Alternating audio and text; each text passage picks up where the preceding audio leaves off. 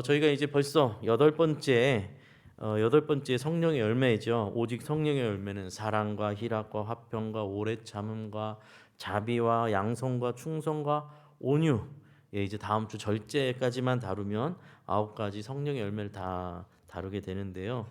오늘 여덟 번째 온유에 관해서 말씀을 함께 나누려고 합니다. 이게 매주 이렇게 하나씩 하는데 공부하는 느낌이잖아요. 그렇죠? 공부하는 건데 사실 공부가 맞아요. 공부가 필요합니다. 저희가 공부를 이 신앙생활과 공부를 약간 분리시켜서 생각하시는 분들도 가끔 있는데 전혀 그렇지 않습니다. 공부 없이 신앙생활을 할 수가 없습니다. 제가 봤을 땐 모든 영역이 그럴 거라고 생각되거든요. 여러분 취미생활도 있을 거 아니에요. 뭐 낚시를 하든 볼링을 치든 족구를 해도 마찬가지죠. 족구 팀을 들어가도 기본적인 룰을 알지 않으면 뭐 엉뚱한 걸 하게 되는 거잖아요. 또 하다가 보면 이게 왜 안 되지? 나는 이쪽으로 찼는데 왜 절로 날아가지? 왜 나는 이렇게 찼는데 안 넘어가지? 할 때 뭐 해야 돼요? 배워야 돼요. 아, 공이 발로 떨어질 땐 발로 이렇게 돼야 됩니다. 공부하지 않고선 이론을 배우지 않고 나서 실전에서 뭘 할 수가 없어요. 모든 게 마찬가지 아닙니까? 우리 신앙이라는 것이 삶이고 신앙이라는 것이 우리의 삶의 모든 영역 속에서 드러나는 일인데 뭘 기준으로 어떻게 방향을 지어야 될지 무엇이 하나님 뜻인지를 알지 못하고 배우지 않으면서 그냥 신앙생활 나는 열심히 하고 있다고 생각하면 그냥 여전히 그냥 10년째 족구를 하고 있는데 하면서도 계속 그 수준에서 그냥 처음 들어온 나하고 별다른 수준이 없는 그 수준에 머무를 수밖에 없다라는 것이죠. 근데 사실은 신앙생활이 균형이 굉장히 필요합니다. 하나는 첫 번째는 이론을 배우고 실전에 들어가야 되기 때문에 하나님 말씀과 뜻을 계속해서 배워야 된다는 것이고 그래야 내가 삶 속에서 부딪혔을 때 그래도 하나님께서 말씀에서 이렇게 말씀하시니까 내가 이렇게 해봐야지 이렇게 해서 그것을 자꾸 체험하면서 그것을 내 것으로 만들어가는 것이 첫 번째라서 배움이 당연히 필요한 것이고 두 번째는 배우기는 많이 배우는데 실전에서 아무 쓰지 않는 사람이 있습니다. 그러면 그 사람의 신앙도 굉장히 불균형한 신앙이 됩니다. 이론만 잔뜩 알아요. 저희가 이제 흔히 젊은 사람들 하는 말로 책으로만 배웠다 이렇게 말하는데 그냥 책으로만 아는 거 머리로만 잔뜩 커요. 머리만 잔뜩 크고 실제로 자기는 할 실력이 없어요. 이런 분들이 특징이 어떻게 되냐면 거의 공동체에서 가시 같은 존재가 되기 쉬워요. 뭐만 하면 에휴 저거 저렇게 하면 안 돼 말만 해요 뒤에서. 근데 해봐 그러면 아무것도 못 해요. 왜냐하면 실력이 없으니까 해본 적이 없으니까. 실전으로 해보면 다 그렇게 쉽지 않거든요. 족구하는 것도 옆에서 보면 쉬워 보이거든요. 근데 들어가 보면 얼마나 힘든지 몰라요. 족구. 저는 무서워서 못 들어갑니다. 족구팀에 가면 분명히 이제 제가 이제 펑크가 날 자리라는 걸 알기 때문에. 근데 이제 옆에서 보기엔 쉽지만 축구 경기 보면 맨날 그러잖아요. 옆에서 저희 아버지는 맨날 그러시거든요. 경기면 아니 밥만 먹고 골만 차는데 어떻게 저렇게 못 차냐. 예. 왜냐하면 밥만 먹고 골을 차는 사람들끼리 차고 있거든요. 그래서 어려운 거거든요. 그렇죠? 근데 쉽지 않아요. 들어가 보면 쉽지 않아요. 그러니까 두 가지 균형이 다 필요합니다. 공부를 해야 됩니다. 성경을 알아야 되고 하나님 말씀 알아야 되고요. 그러니까 조금 힘들지만 집중해서 말씀을 이렇게 설명하고 말씀 전해드릴 때는 집중해서 들으시고 고민하셔야 됩니다. 그리고 내 삶의 현장 속에서 그걸 어떻게 적용할지 실천하셔야 됩니다. 이게 왔다 갔다 하면서 계속해서 균형을 잡지 않으면 여러분 10년, 20년, 30년 내 모태 신앙이라는 말 아무 의미 없습니다. 사실 무슨 의미가 있습니까? 그게 아무 의미 없어요. 오히려 신앙생활 착실하게 배우고 실천하고 막 부딪히면서 깎여나간 사람들이 훨씬 더 훌륭한 신앙이 될 수 있습니다. 그래서 예수님께서도 먼저 된 자가 나중 되고 나중 된 자가 먼저 된다는 말씀하시는 게 너무 당연한 얘기예요. 예, 그러니까 제가 뭐 벌써부터 열을 올릴 얘기는 아니었지만 이 아홉 가지 여덟 번째 오온이 성령의 열매를 한 가지 한 가지 좀 음미하시면서 삶 속에서 나에게 좀 적용을 하려고 애쓰시고 머리로만 아는 거 다 아는 내용이네 이렇게 생각하실 게 아니라 나는 정말 그 열매를 맺고 있는가? 내 안에 온유라는 열매가 정말 진짜 있는 건가? 성경적 기준으로 봤을 때 나는 온유의 열매를 맺는 사람인가를 좀 냉정하게 한번 판단하셔야 된다라는 것입니다. 한번 그러면 우리 온유에 관해서 함께 말씀을 한번 나눠 볼까요? 먼저 제가 사전을 좀 찾아봤습니다. 온유하다라는 말의 뜻을 국어 사전을 먼저 찾아봤어요. 국어 사전을 찾아보니까 국어 사전에 아주 간단하게 정의를 내리고 있더라고요. 성격, 태도 따위가 온화하고 부드럽다. 예, 그 사람의 성격이나 어떤 태도가 온화하고 부드러운 사람에 대해서 그런 성품과 성격을 온유하다, 온유로 이렇게 표현을 하고 있습니다. 설명하고 있어요.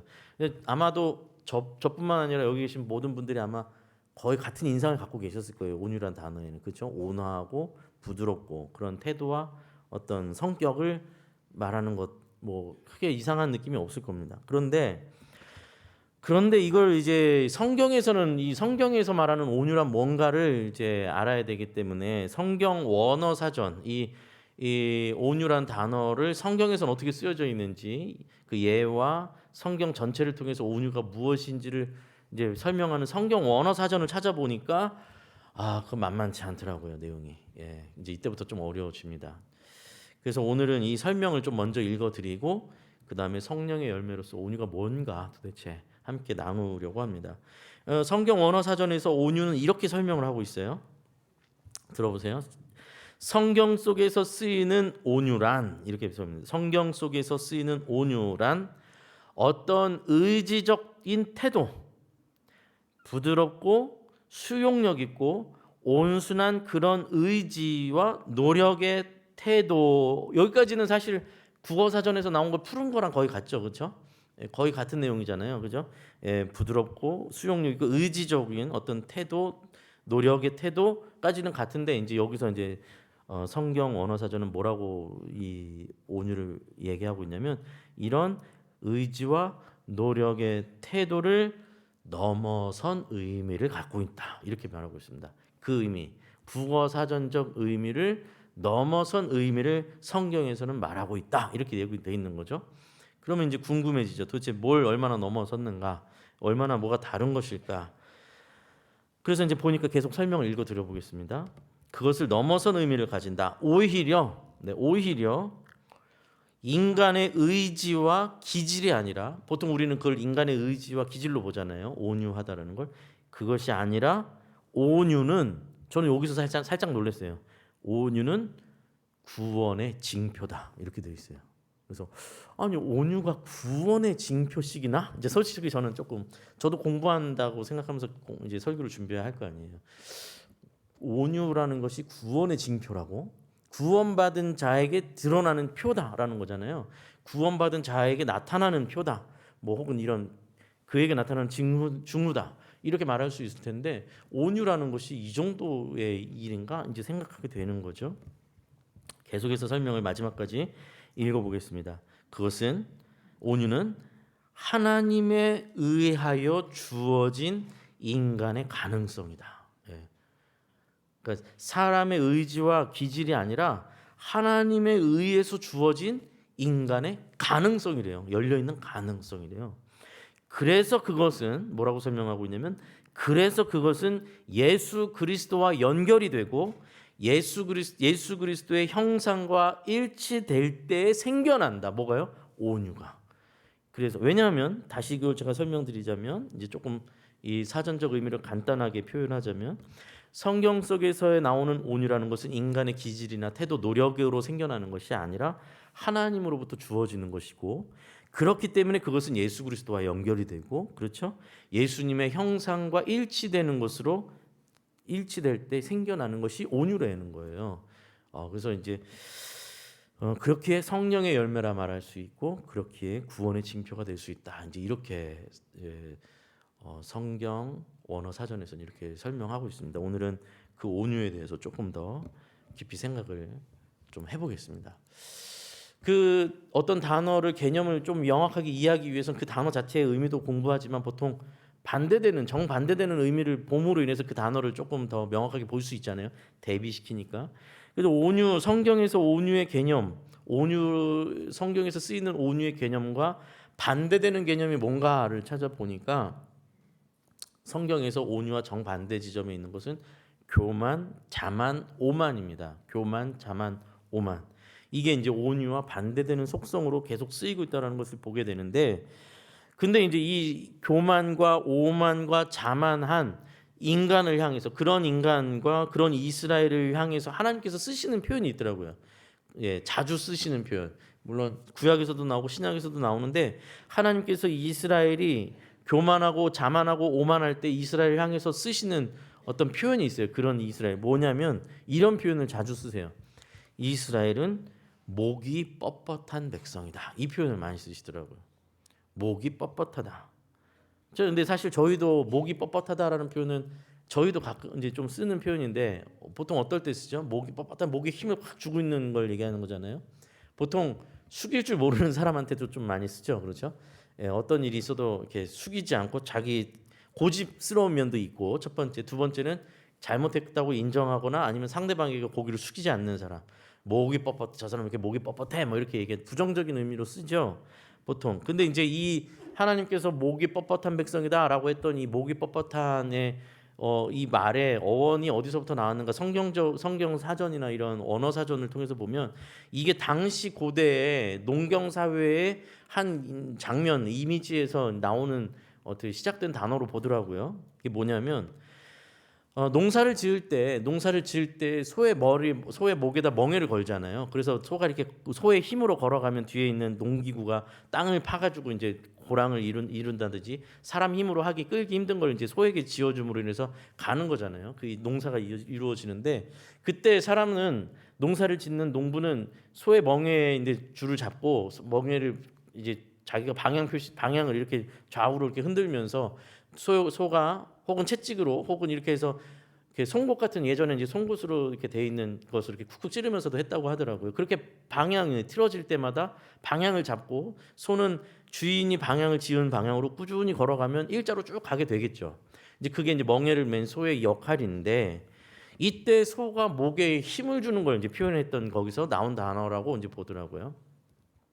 소가 목에 이렇게 힘을 주면 어떻게 돼요? 이제 버티는 거죠. 안 가고 버티거나 혹은 주인이 방향을 이쪽으로 이렇게 일직선으로 이렇게 몰고 있는데 목을 다른 방향으로 이렇게 목에 힘을 줘서 버티는 거예요. 그러면 딴 방향으로 가려고 하면 어떻게 됩니까? 농사를 지을 수가 없는 거죠. 예, 방향이 틀어지니까요. 이제 그 장면에서 나온 표현이 이제 목이 뻣뻣하다라는 비유고 하나님께서 가려고 하시는 길, 하나님께서 이스라엘을 향해서 가라고 하시는 그 길이 아니라 이스라엘 자신들이 이스라엘 사람들이 자기가 가고 싶은 길, 자기들에게 주어진 길이 아닌 자기 목에 힘을 주고 자기들이 원하는 길로 자꾸만 가려고 하는, 그래서 하나님께서 목적하신 길에서 벗어나는 어긋나는 길을 반대되는 길로 가니까 하나님께서 이스라엘을 향해서 목이 뻣뻣한 백성이다라고 한탄하시는 장면들이 계속해서 나오더라는 겁니다. 그리고 바로 그것이 그 모양이 그 상태가 교만한 상태라고 말하는 것이죠. 하나님과 상관없이 하나님의 뜻은 배제하고 내 뜻과 내 생각과 내 행복을 내 힘으로 내가 방향을 짓고 내가 그것을 성취한다 이거죠. 그 과정에 있어서 하나님이 아닌 다른 것을 의지해서라도 하겠다라는 게 그게 이제 우상 숭배가 되겠죠. 그것을 교만이라고 말합니다. 집중해서 듣고 계시니까 아마 여기까지는 어렵지 않으실 거예요. 근데 이제 이 지점에서 굉장히 중요한 지점으로 좀 들어가게 됩니다. 한번 생각하게 되는 거죠. 도대체 왜 이스라엘은 그렇게나 하나님의 뜻과 의도를 그렇게나 벗어나려고 했을까? 왜 그랬을까 도대체 왜 그러는 걸까? 인간은 왜 그러는 걸까? 왜 그렇게 하나님의 뜻과 의도를 벗어나서 내 뜻과 내 힘으로 내 행복을 취하려고 하는 걸까? 왜 인간은 자꾸 그렇게 실패를 했을까? 인간은 왜 그런 선택을 하는 걸까? 하는 질문 첫 번째로 들고요. 두 번째는 거기에 이어서 드는 질문. 이 질문이 듭니다. 아니 또 그러면 또 좀 그렇게 좀 내버려 두시면 안 되나? 그 인간에게 자유의지를 주셨으면 인간이 좀 자기가 선택해서 갈 수 있도록 길을 좀 허락해 주시면 안 되나? 그걸 교만이라고 꼭 그렇게 하셔야 되나? 생각을 좀 다른 생각을 할 수도 있는 것 아닌가라고 질문하는데 종종 저희가 듣는 질문이에요. 꼭 그렇게 하나님 뜻대로 하는 게 맞냐? 뭐 사람에게도 사람도 사람 나름대로 길이 있는 것 아니겠냐? 라는 질문이죠. 첫 번째 질문부터 한번 생각을 해보겠습니다. 왜 인간은 그렇게 하나님의 뜻과 상관없는 하나님을 배제하고 자꾸만 다른 길로 자꾸만 가고 싶어 하는가? 기왕이면 하나님께서 원하시는 길로 가면 자기도 좋지 않았을까? 왜 그렇게 하나님이 가라는 길을 굳이 안 가서 이스라엘은 그렇게 지긋지긋하게 목이 뻣뻣한 백성으로 불리고 또 심판을 받고 그렇게 고생을 했는가? 이제 이런 질문을 처음에 드렸죠. 근데 질문만 거창하지 사실 답은 너무 단순하고 직관적입니다. 왜 그랬을까요? 왜 이스라엘은 하나님이 가라는 길로 안 가고 자꾸만 길을 목에 뻣뻣한 백성에 대해서 자꾸만 다른 길을 선택했을까요? 너무 단순하죠. 너무 단순합니다. 왜냐하면 하나님이 가라는 길은 너무 좋아 보이지가 않아요. 가고 싶지가 않은 길이에요. 예. 아니 그 길이 그렇게 가고 싶은 길로 보이면 왜 그 길을 안 가겠습니까? 하나님이 가라고 하는 길은 다 뭐 달게 느껴지지가 않습니다. 쓰고 또 쓰고 괴로운 길. 하나님이 목적하신 것이 좋아 보이지가 않습니다. 그래서 너무 단순한 거예요. 내가 보기에는 그러니까 어떤 생각으로 넘어갑니까? 내가 보기엔 이거 아닌 것 같은데. 내가 보기엔 이 길이 아닌 것 같은데. 내가 따져볼 때는 이게 아닌 것 같은데 더 좋은 길이 있는 것 같은데 하나님 꼭 이렇게 하라고 하시네. 그렇게 느껴지고 그렇게 생각이 되는 거죠. 아 이거 아니지 않는가? 이쯤에서 떠오르는 장면이 있죠. 늘 이 지점에 가면 꼭 떠오르는 장면, 죄의 시작의 장면이죠. 하나님과의 관계보다 하나님의 말씀보다 선악과가 더 좋아 보였거든요. 그렇죠? 선악과가 더 먹음직해 보였어요. 하나님이 주신 다른 모든 것들보다 그게 더 먹음직해 보여요. 그거 먹으면 너도 하나님처럼 될 거야라는 그 말이 더 달콤하게 느껴져요. 예. 사단의 뱀의 유혹이 훨씬 더 그럴듯하게 보이는 겁니다. 그러니까 자꾸 목에 점점 힘이 들어가면서 자꾸 눈은 선악과를 향하게 되고 선악과를 향해서 목이 점점 굳어지면서 저거 가져야 돼. 저거 내가 꼭 가져야 돼. 저거 먹어봐야 돼. 이 생각이 인간을 계속해서 인간을 끌어당기죠. 그러니까 자연스럽게 두 번째 질문이 연결됩니다. 하나님의 뜻대로 안 하면 왜 그걸 교만이라고 하느냐에 대한 답이죠. 자기가 답을 찾을 수 있다. 하나님이 제시한 답보다 내가 제시한 답이 더 좋은 답일 수 있다라고 믿는 게 교만이지 않습니까? 그렇죠? 하나님이 제시하는 것보다 내가 더 좋은 것을 얻을 수 있다라고 믿는 것. 그 무슨 뜻이겠습니까? 뒤집어 말하면 내가 하나님보다 더 나은 답을 가지고 있다라는 생각입니다. 그게 교만입니다. 네.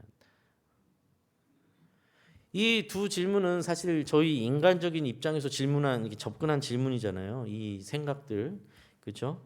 왜 이렇게 사람은 왜 모양일까라는 생각과, 좀 그러면 좀 놔두시면 안 되나라는 생각, 하나님 좀 봐주시면 안 되나 이런 생각인데 뒤집어서 이 인간의 어떤 이런 생각과 행동들을 뒤집어서 하나님 관점에서 한번 볼까요? 하나님 관점에서는 어떨까요? 사람 입장에서는 하나님께서 자꾸 가라는 길이 좋아 보이지도 않고 더 좋아 보이는 길이 보이는 것 같고 더 좋은 목적이 있어 보이는데 자꾸 그것이 어긋나는 게 교만이라고 하는데 하나님 관점에서는 이러고 있는 인간이 하나님이 어떤 취급을 당하고 있는 게 되는 겁니까? 이렇게 판단하고 이렇게 결정하고 이렇게 생각하고 있는 인간 앞에 하나님은 누구죠? 그냥 옆집 아저씨 되는 거예요. 동네 아주머니 되는 거예요. 당신 말은 참고할 뿐이고 내가 생각해 볼 때는 이게 답이야. 이러고 있는 거잖아요. 그렇죠?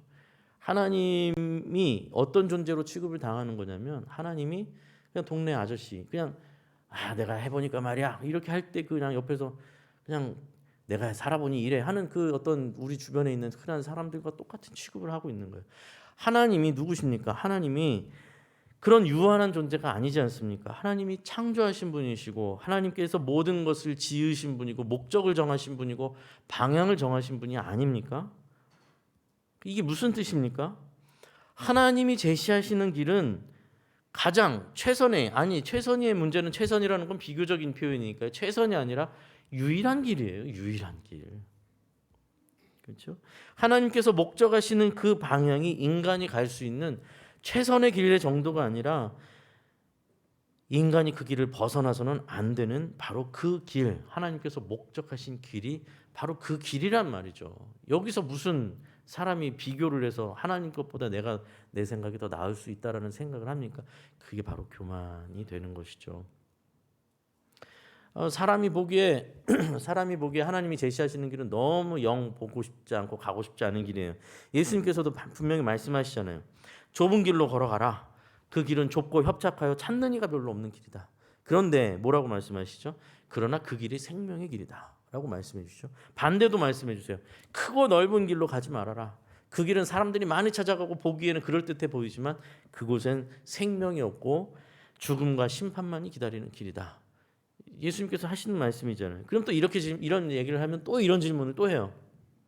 아니 그러면 하나님께서 기왕 그러면 인간이 꼭 가야 하는 길이 맞다면 인간이 가야 하는 길, 그 길이 좀 넓고 보기도 좋고 그렇게 좀 만들어 주시면 안 됩니까? 왜 이렇게 인간이 가는 길은 좁고 협착하고 가기 싫은 길로 만들어 놓고는 그 길을 꼭 가야만 한다고 하시면 이거 너무 하나님 고통을 즐기시는 분 아닙니까?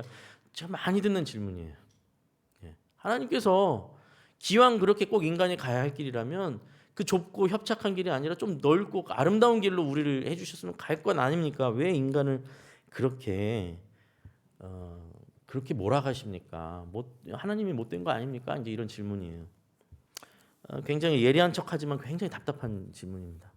왜냐하면 인간이 타락하지 않았더라면 우리가 왜곡되지 않았더라면 아마도 우리는 그 좁고 협착한 길을 기뻐했을 겁니다.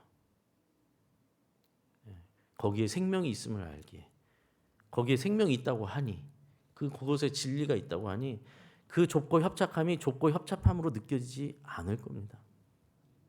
우리가 좁고 협착한 길이 되는 것의 좁고 협착함의 의미는 우리의 죄로 인해서 부딪히니까 그러는 거죠. 우리 자신이 걸림돌이 되고 있는 것이죠. 넓고 여기서 말하는 넓고 평안하고 사람들이 가고 싶어하는 넓고 편안해 보이는 길은 죄와 타협하니까 넓고 편안한 길인 거죠.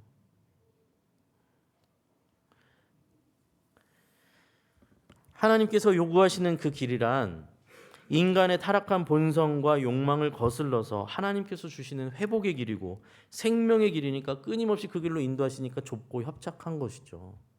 치료를 받는데 어떻게 편안하게 치료를 받습니까? 치료를 받으면 불편하죠. 약도 먹어야 되고 뭐 먹으면 안 되는 음식도 있는 거고 또 해서는 안 되는 것도 있고 또 누워서 병원에 가서 또 누워야 되고 진찰 받아야 되고 하는 다 불편한 거죠. 치료해야 되니까. 그냥 너 멋대로 살아라는 편하고 넓은 길이죠. 어떻게 그걸 그렇게 설명할 수 있겠습니까? 여러분 오늘 우리 주제가 지금 뭡니까? 온유잖아요. 온유. 온유의 반대가 교만이고 자만이고 오만이라고 했죠. 여러분 온유가 좋다고 생각하십니까? 교만이 좋다고 생각하십니까? 이렇게 질문하면 아마 초등학생만 해도 이 단어 설명을 이렇게 뜻을 해준 다음에 시험지 딱 넣으면 아마 도덕 시험 그죠? 애들이 도덕 시험 보니까 시험 넣으면 거의 뭐 특이한 애들 아니면 당연히 다 온유에다가 동그라미를 칠 거예요. 너무 당연한 말이고 여기다 제가 지금도 질문 드리면 온유가 좋은 겁니까? 교만이 좋은 겁니까? 그러면 당연히 여기는 더더욱이 그죠. 모두가 졸다가 깨어나지 않은 이상은 온유에다가 이제 당연히 답을 하실 거란 말이죠. 그건 우리 머릿속 생각이고 실제로 온유를 좋아하십니까? 교만을 좋아하십니까? 실제로는 다 교만 좋아하잖아요. 실제로는 다 교만 좋아해요. 저도 제 본성은 교만을 좋아하죠. 실제로는요. 교만이 뭔데요? 교만의 속성이 뭐죠? 교만에 담겨 있는 그 의미, 교만에 작동하고 있는 원리는 뭐죠? 어떤 대상과 나와의 관계 속에서 그 대상보다 우위에 서고 싶은 게 교만이잖아요. 그렇죠? 그렇게 믿고 있는 거고 또 그렇게 되고 싶은 거고 너와 나 사이에서 내가 너 교만하다는 건 뭐냐면 내가 너보다 나은 인간이야라는 생각이 교만인 거잖아요. 그래도 그걸 만들어내기 위해서 그렇게 되기 위해서 내가 너보다 돈을 더 많이 벌어야겠고 내가 너보다 더 성공해야겠고 내가 너보다 더 힘이 있어야 되겠고 그래서 내 말 한마디면 네가 어떻게 할 수 없게 내 말을 거절할 수 없게 만들고 그렇게 되고 싶은 마음이 교만한 마음이잖아요. 그러니까 관계 속에서 내가 우위에 서겠다. 내가 더 높은 곳에 서겠다. 그래서 교만이 작동하는 관계란 그런 겁니다. 힘과 권력으로 서열이 매겨지는 거예요. 그렇죠? 여러분 단순히 이 교만을 내가 높아져야지 뭐 이런 식의 어떤 감정적인 생각으로만 생각하시면 안 됩니다. 그건 교만의 어떤 모습이고 형상이고 더 큰 문제는 뭐냐면요. 더 이 교만에 대한 뿌리, 더 큰 문제는 뭐냐면 교만함으로 사람과 사람 사이를 너와 나를 어떻게 설정하고 있는가, 너와 나의 관계를 어떻게 설정하고 있는가가 더 중요한 문제예요. 여기서 뭐라고요? 너와 나를 차등을 두고 생각을 하고 있어요.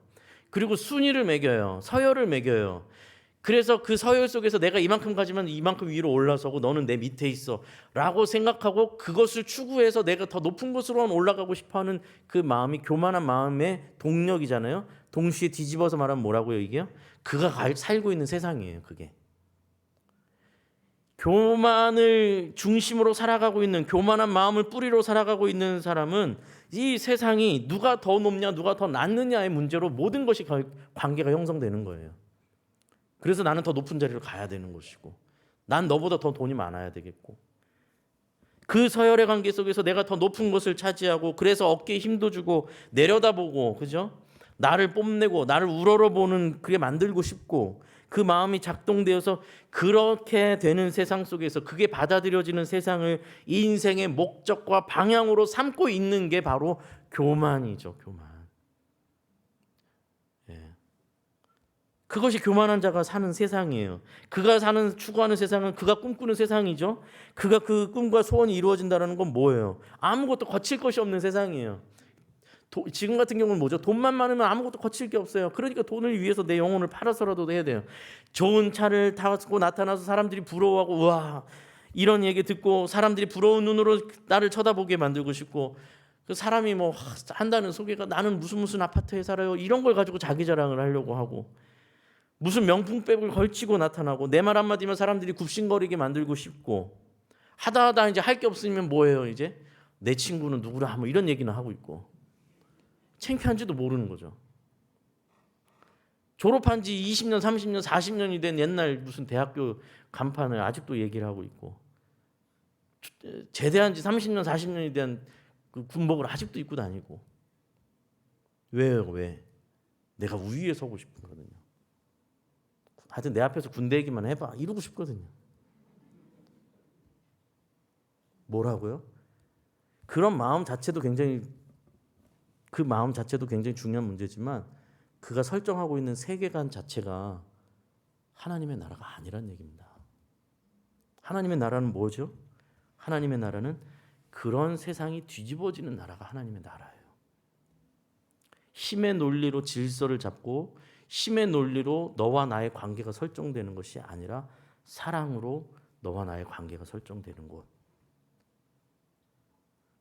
죄인인 우리에게는 굉장히 낯선 얘기지만 하나님은 이것이 본래 하나님께서 우리에게 목적하신 바요 우리가 가야 할 길이라고 보여주시는 겁니다. 그게 뭐라고요? 온유입니다. 온유. 가만히 보시면 교만이라는 것은 늘 자기 중심적이에요. 교만은 자기를 높이는 게 목적이에요. 그렇죠? 자기가 높아지는 거. 내가 주목받아야 되고 내가 높아져야 되고 내가 주인공이 되어야 돼요. 그래서 그가 생각하는 세상이 뭐예요? 아까 말한 자기 중심적인 세상이에요. 내가 높아지는 게 세상이에요. 그러나 온유는 뭘까요? 온유는 내가 아닌 타인을 위한 자세입니다. 온유하다라는 건 나를 위한 것이 아니라 타인을 위한 자세예요. 그것이 하나님 뜻이라는 겁니다. 자기 욕망을 향하는 것이 아니라 하나님의 뜻을 위하여 하나님의 뜻을 이루기 위하여 하나님의 나라를 위하여 나를 내어주는 것, 나를 더 낮추는 것, 그것이 온유라는 겁니다. 그러니 여러분 온유를 생각할 때 누구를 통해서 이 온유의 본질을 가장 명확하게 강력하게 우리에게 보여주셨겠습니까? 당연히 예수 그리스도죠. 예수 그리스도. 예수 그리스도를 통해 보여주신 하나님의 성품, 인간의 본래 목적, 세상의 참된 질서, 그것을 온유를 통해서 배우라는 것입니다. 여러분 사람들이 메시아를 기다릴 때는 다윗의 자손으로 태어난다고 예언자들을 통해서 예언되었으니까 다윗의 자손 중에서 어느 가문에 그래도 잘 나가는 집안에 그래도 그죠? 그래도 훌륭한 어떤 집안의 가문에 누구로 태어날 거라고 기대하는 것 아니겠습니까? 그죠? 그래도 다윗의 자손 중에서 그러나 예수님이 정작 누이셨던 것은 말구유이에요. 그 이름 없는 사람들에게 뭐 주목받을 수 없었던 목수의 아들 그 집안에 태어나 말구유에 누이시는 것이 하나님의 길입니다. 아무도 예상할 수가 없는 것이었어요. 예수님을 따르는 제자들조차도 이 사람들이 막 몰려들고 막 사람들이 막 예수님을 막 왕으로 세우려고 막 하는 막 이런 분들이 움직임이 있으니까 제자들도 자기들이 뒤에서 싸우잖아요. 나중에 예수님이 한 자리 하시면 왕이 되시면 누가 좌우편에 앉을 것이냐 이거 갖고 자기들끼리 싸우고 있어요. 전혀 예수님의 온유를 이해하지 못하고 있죠. 그 예수님께서는 그런 제자들을 앉혀놓고 그 앞에 무릎을 꿇고 발을 씻기신단 말이죠. 베드로 어떻게 해요? 주님이 어떻게 제 발을 씻기십니까? 말도 안 됩니다. 저 안 됩니다. 라고 거절하잖아요, 베드로가. 왜 주님이 제 발을 씻기십니까? 이건 있을 수 없는. 여러분 이 말 뒤집으면 무슨 말입니까? 나도 그렇게 안 할 겁니다. 그 얘기잖아요. 내가 나보다 낮은 사람한테 무릎을 왜 꿇습니까? 내가 왜 나보다 낮은 사람에게 발을 씻깁니까? 발을 씻어줍니까? 있을 수 없는 일이 아닙니까? 베드로가 그 이야기, 자기 세계를 그렇게 드러내는 거예요. 그 예수님께서 뭐라고 말씀하시죠? 이 발을 씻지 않으면 너와 나는 상관없는 자다. 이렇게 말씀하시죠. 지금 네가 사는 세상은 하나님의 나라가 아니다라는 거죠. 사람들은 예수님의 막 기적과 이적으로 유명해지니까 막 호산나 외치고 막 왕이 들어오는 것처럼 예수님을 통해서 예수가 뭐 이 나라를 해서 막 로마 제국을 한번 뒤엎지 않을까 막 이런 기대감으로 호산나를 외치면서 하지만 예수님은 정작 그 길을 왜 들어가고 계십니까? 철저하게 짓밟혀 죽으시려고 들어간단 말이죠. 예수님은 하나님의 아들이시기도 했고 그분 자신이 성자 하나님이시기도 했으면서도 겟세마네 동산에서 밤이 새도록 무릎을 꿇고 눈물을 흘리시며 고통스러워하면서 그 성부 하나님의 뜻에 순종해야만 하는 그 길을 걸어가셨습니다. 한번 구절을 오늘 이 말씀 야고보서 다시 한번 볼 테니까요. 빌립보서 2장을 한번 가보겠습니다. 앞으로 조금 앞으로 가보시면 빌립보서 2장 319쪽입니다. 신약성경 319쪽.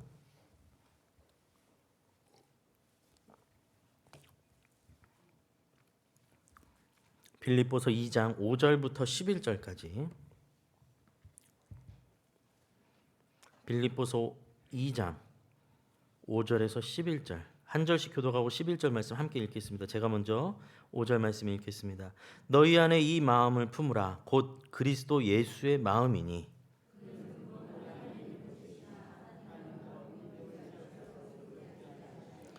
오히려 자기를 비워 종의 형체를 가지사 사람들과 같이 되셨고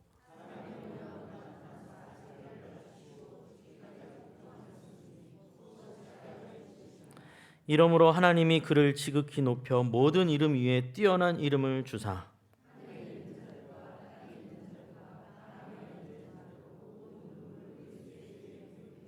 함께 있습니다. 모든 입으로 예수 그리스도를 주라 시인하여 하나님 아버지께 영광을 돌리게 하셨느니라. 아멘. 네, 이 모든 일을 것이 하나님의 무엇을 통해 드러나는 역사입니까? 온유하심 때문입니다. 온유하심. 내가 주인이고 나를 위해 네가 존재해, 당신이 존재해야 하는 교만이 아니라 만약에 그랬다면 모두 그냥 심판의 대상일 뿐이죠. 그것이 아니라 나의 존재 이유는 너희를 살리기 위함이고 내가 이곳에 온 이유는 너희를 일으켜 세우기 위함이다. 그래서 너희보다 더 낮은 곳으로 내가 들어간다. 그것이 온유죠. 예수님께서 우리에게 보여주신 온유입니다. 여러분 예수님께서 솔직히 그런 생각은 안 드십니까? 예수님 뭐 그렇게까지 비참한 길을 꼭 가셨어야 했는가? 예수님이 십자가에 죽으시더라도 저 벌거벗김 당하시고 정말 모욕을 당하시고 정말 끔찍한 십자가형을 꼭 그렇게까지 당하셔야 되는가? 예수님 왜 예수님께서 내려가신 그곳은 따지고 보면 예수님을 십자가에 못 박고 있는 사람들보다도 더 비참한 밑으로 내려가는 거잖아요. 그렇죠? 그들보다도 더 밑으로 내려가는 거예요. 예수님께서 내려가신 곳은 인간이 도달할 수 있는 인간으로서 인간의 몸으로서 갈 수 있는 가장 마지막 자리, 마지막 맨 밑에 자리까지 꼭 들어가시는 그 모습을 우리에게 보여주셨고 그 길로 계속해서 들어가십니다. 더 이상 비참할 수 없는 곳, 더 이상 끔찍할 수 없는 곳으로 들어가십니다. 배신과 배반과 모욕과 버림받음과 그 가장 할 수 있는 인간의 가장 인간으로서 또 뭐 가장 밑으로 들어가세요. 왜 그러셨을까? 적당한 지점에서 멈추셔도 되지 않았을까? 왜냐하면 이 모든 것을 뒤집으실 것인데, 이 죽음을 뒤집으실 것인데 가장 밑으로, 모든 인간, 모든 죄인들보다 더 밑으로 들어가셔야 뒤집을 때 모든 죄인을 살릴 수 있잖아요. 모두를 끌어안으려면 모두의 끝으로 넘어가야 되잖아요. 예수님께서 가장 밑으로, 오늘 여기 지금 방금 읽었던 하늘에 있는 자들과 땅에 있는 자들과 땅 아래에 있는 모든 자들로, 세상이 존재하는 모든 자들 모두를 끌어안기 위해서 모두보다도 가장 낮은 곳으로 들어가시는, 그것이 뭐라고요? 온유라는 겁니다. 온유. 하나님께서 우리에게 보여주신 온유함. 내가 어떻게 저 죄인들과 섞일 수 있겠는가 라는 것이 바리새인들의 입장이었죠. 그 예수님한테 별명을 지어주잖아요. 죄인들의 친구다. 굉장히 조롱하는 별명이거든요. 왜냐하면 바리새인들도 나름 예수님이 이렇게 유명세를 타고 사람들이 막 따르고 또 예수님 말에 반박도 못하겠고 하니까 이제 예수님 우리 편으로 이렇게 좀 끌어당기고 싶어 했던 시도가 많이 보인단 말이에요. 예수님 절대로 거기 동조하지 않으시고 오히려 바리새인들 엄청 부딪히시고 혼내시고, 그러니까 너무 속 화가 나고 막 그런데 예수님 보니까, 그리고 자기들한테 이렇게 했으면 더 대단한 사람들이라도 찾아갈 줄 알았더니 그것도 아니야. 예수 맨날 죄인들하고 같이 가서 거기 죄인들하고 웃으면서 식탁의 교제를 나누고 창녀와 세리들과 함께 식사를 하고 하니까 열받는 거죠. 아니 우리를 인정 안 하고 저 사람들하고 저렇게 웃고 즐긴다는 게 말이 되나? 저 사람 뭐 이상한 사람 아니야? 라고 생각하는 것이죠. 그러나 예수님은 그 죄인들의 곁에 서시고 그들과 함께 계심으로 그들에게도 복음의 은혜가 주어질 수 있는 길을 여시기 위해 그곳에 가신 것 아닙니까? 오늘날 교회와 기독교가 깊이 고민해야 되는 지점이라고도 생각이 됩니다. 어느새 교회는 때때로 제가 이렇게 보면 교회가 또 우리 기독교가 또 우리 기독교인이 목회자를 비롯해서 모든 우리가 약간 그런 의식, 우리는 저 죄인들과는 구별된 존재야 라는 어떤 의식, 저 세상 것들 뭐 이런 의식, 저 심판받을 존재들, 약간 그런 마음에서 비롯되는 어떤 표현들이 가끔씩 튀어나올 때를 제가 보면 깜짝깜짝 놀랍니다. 예? 그게 무슨 말이죠? 때로는 교회가 더 배타적이기도 하고 기독교가 더 굳어져 있는 것이 아닌가 싶을 때가 많습니다. 정말 그렇습니까? 정말 저희가 저들과 다른 존재입니까?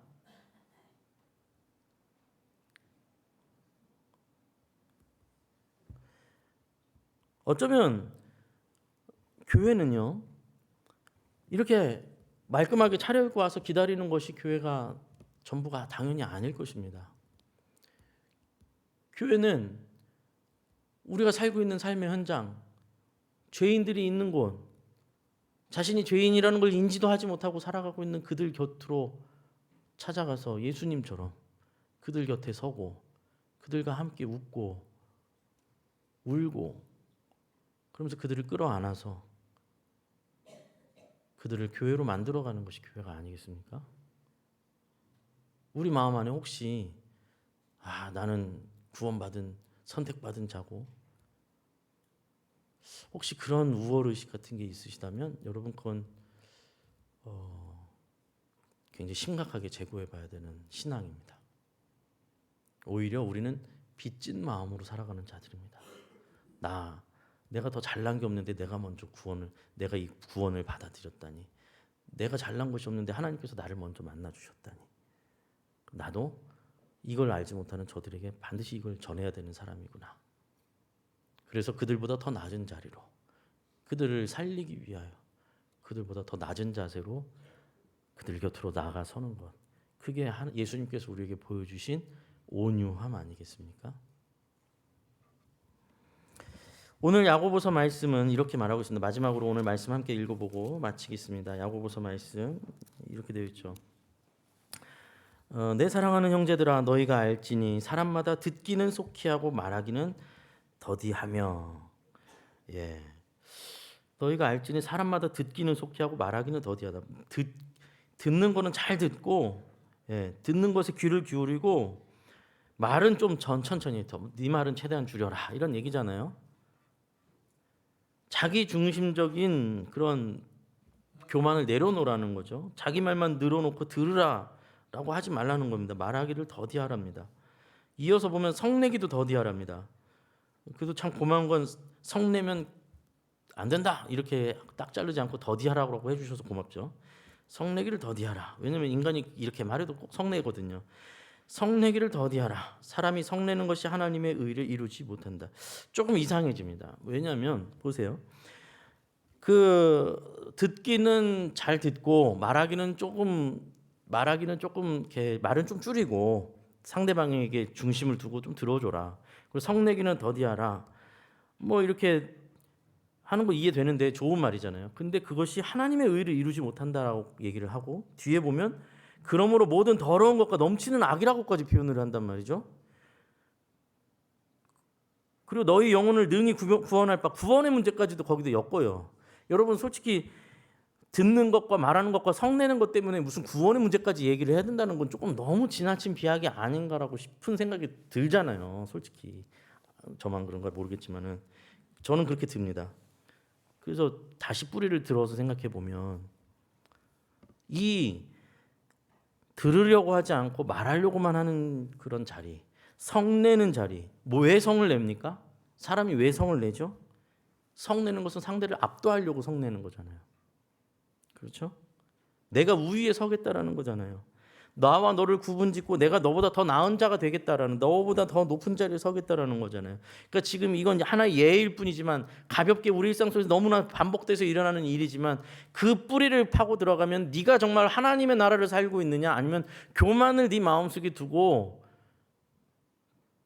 교만한 나라를 일궈가고 있느냐 그 문제를 지적하고 있는 겁니다. 그것이 하나님의 의를 이룰 수가 없다라는 겁니다. 그러니 그 모든 것들이 더러운 것이고 넘치는 악이라는 것을 깨닫고 너희 영혼을 그 교만의 세계에 맡기지 말고 능히 너희를 구원할 바 하나님께서 우리 마음에 주시는 그 말씀, 하나님께서 우리에게 가라 하시는 그 길, 예수 그리스도께서 보여주신 그 길을 무엇으로 받으라고요? 온유함으로 받으라는 겁니다. 온유함으로. 하나님의 온유로, 예수 그리스도의 온유함으로 우리도 낮아진 마음으로 그 마음으로 하나님의 말씀을 순종하여 목이 뻣뻣한 백성으로 살아가는 것 아니로 남을 내려다보려는 사람으로 서는 거다. 나와 너를 구분짓고 서열을 매기려고 하는 그런 삶이 아니라 나는 너를 위해 존재해라는 그 마음으로 살아가시는, 그래서 성령의 열매가 우리 안에 맺어지는 귀한 저와 여러분 하나님의 백성들, 자녀들, 성도님들 되시기를 간절히 소원합니다. 기도하겠습니다. 하나님 아버지, 말은 쉽지만 참으로 어렵습니다. 참으로 어렵습니다, 주님. 우리는 늘 교만한 마음이 일어나고 우리는 늘 남보다 위에 서기를 소원하고 무시당하는 걸 너무나 괴로워하고 남들보다 낮아지는 것을 너무나 비참하게 여기고 남과 비교하여 내가 더 가져야 된다고 늘 그렇게 스스로에게 주문을 하고 남과 비교하여 늘 누구보다 더 많이 가진 자로 살기를 늘 꿈꾸며 살아가고 있습니다. 주님, 그러나 그곳에는 하나님의 의가 드러날 수가 없고 그러나 그곳에는 하나님의 나라가 보이질 않습니다. 주님, 우리의 내면이 주님 앞에 철저히 엎드려지게 하여 주시고 예수님께서 우리에게 보여주셨던, 예수님께서 우리에게 주신 그 십자가를 바라보고 정말로 우리의 모든 무릎을 꿇고 주님 앞에 온유함으로 엎드리는 저희들 될 수 있도록 하나님 인도하여 주시옵소서. 이제는 우리 주 예수 그리스도의 은혜와 하나님의 무한하신 측량할 수 없는 크신 사랑과 성령님의 보호하시고 인도하시고 교통하심이 이 말씀을 듣고 머리에서 끝나는 것이 아니라 우리의 삶의 현장에서 그 온유함을 붙들고 씨름하기를 소원하는 여기 있는 모든 하나님의 백성들, 자녀들 머리 위에 삶의 터전 위에 이제부터 영원까지 함께 해 주시기를 간절히 축원하옵나이다. 아멘.